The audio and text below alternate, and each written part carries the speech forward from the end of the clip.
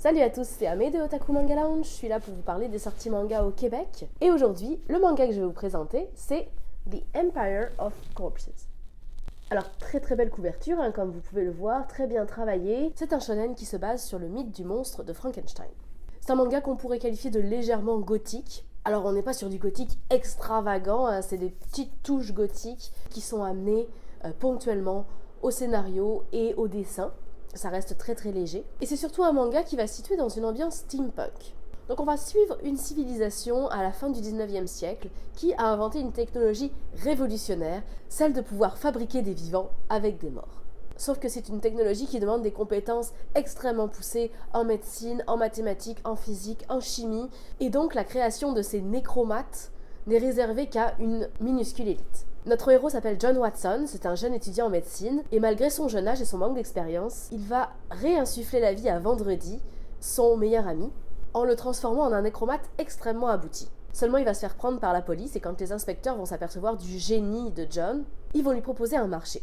Pour échapper aux travaux forcés, ils lui proposent de rentrer au service de la couronne britannique. C'est donc comme ça que les aventures de notre héros vont commencer.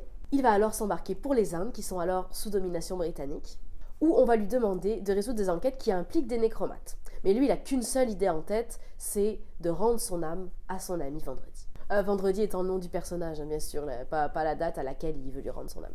Donc côté ambiance, c'est très réussi, on est vite dedans. Les dessins sont beaux, sont bien travaillés. Par contre, au niveau du scénario, c'est vrai que c'est un petit peu flou, on s'y perd, c'est pas toujours très bien maîtrisé. La raison à ça, on est assez simple, à mon avis, le manga est sorti en même temps que le light novel du même nom.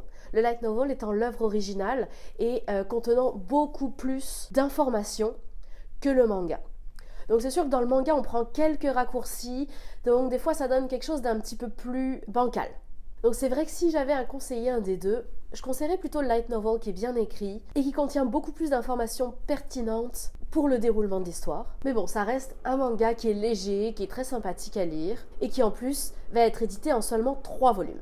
Une série courte donc qui mélange action, enquête, un univers bien développé et sur laquelle on pourra s'évader assez facilement. C'était donc The Empire of Corpses, manga et light novel.